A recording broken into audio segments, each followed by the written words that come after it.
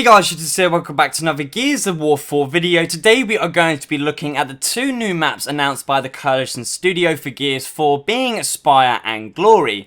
Taking a look at Speyer first, the map's description is the following. Evacuated long ago, this lonely district of Speyer is still an image of pre-Locust War life. The battle for the Sanctuary is a close quarters affair, but teams looking to control the sprawling academy will need to do so together. Speyer's opulent interiors and quaint plazas are best suited to longer range engagements. As you can see in this short Speyer multiplayer gameplay, the map is a mix of close combat action featured at the bottom side as well as the top side of the map, and a big open area in the middle. The buildings are very open at the bottom of the map as well, but with a lot of cover available to vault over, meaning there is going to be a lot of flanking action with the shotgun happening at all times. The middle open street seems to be great for support fire as well when enemies are on the other side of the street, or dipping in between the lower houses available. However, it does look like you want to keep an eye on the middle staircase, as it's a great vantage point for enemy players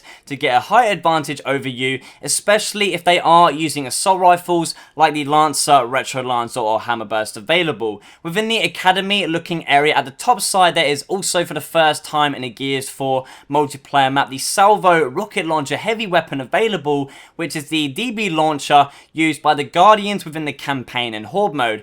As you can see, it packs a huge amount of damage control against any objective, especially in game modes like King of the Hill or Escalation.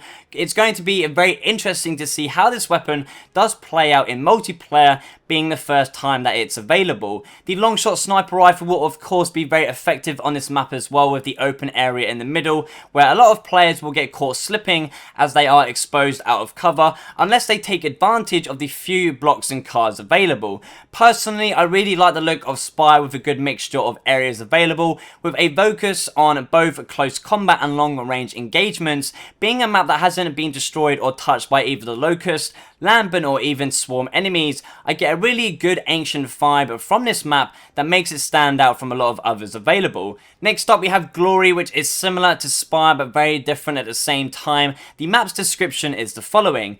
A monument of military might, this cog battery was used only against the most strategic targets to maintain its secrecy. The defensibility of this fortress can be used to your advantage if captured, which includes a powerful mounted turret that can suppress the courtyard below. From this short Glory multiplayer gameplay, straight away we can see a turret available for the first time on a Gears 4 map to use in versus multiplayer. It seems the turret is as effective as ever, mowing down enemy players easily if the user isn't contested by the enemy team. Now, while the turret does give you some cover from Lancer fire, of course, your head is still vulnerable to be headshotted, as well as you getting blown up by frag grenades or the new drop shot, which I can tell is the perfect counter to an enemy player on the turret itself. The map as well is very open but with a lot of unique distinctive cover available to use, which will be a must, especially if you're in the courtyard or balcony area, as the map ascends upwards, meaning players will get a slight height advantage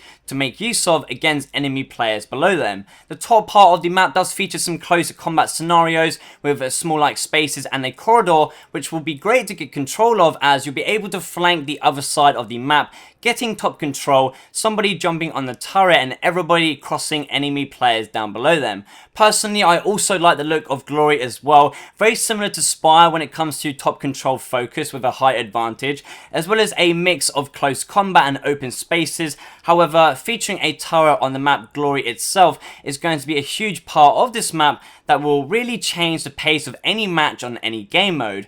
Both Speyer and Glory being new maps will be available first for Season Pass holders in the week early developer playlist, which is beginning on December 6th next week, while everybody else will get the maps for free a week later on December 13th in all public playlists. As a reminder as well, if you've forgotten or if you didn't know, as new maps like Speyer and Glory are added into the public playlist map rotation, two other maps will be removed, which for now are Gridlock and Relic. Season Pass holders still have access to both Gridlock and Relic privately, or they are available for separate purchase if you do want to carry on playing on those maps in private lobbies. However, if all you do is play multiplayer or horde mode online, you'll then have Speyer and Glory as new maps to enjoy for absolutely free. So there you have it, there is some Gears of War 4 multiplayer gameplay on the new maps being Speyer and Glory. Please make sure to leave me a comment down below. What is your opinion on the two just announced maps? There is also going to be a title update too as well releasing with these new maps, so I will talk about that in a future video once all of the details have been announced by the Coalition. Give this video a thumbs up and share if you enjoyed it, subscribe if you aren't already. Thanks for watching, and as always, I shall see you in the next one.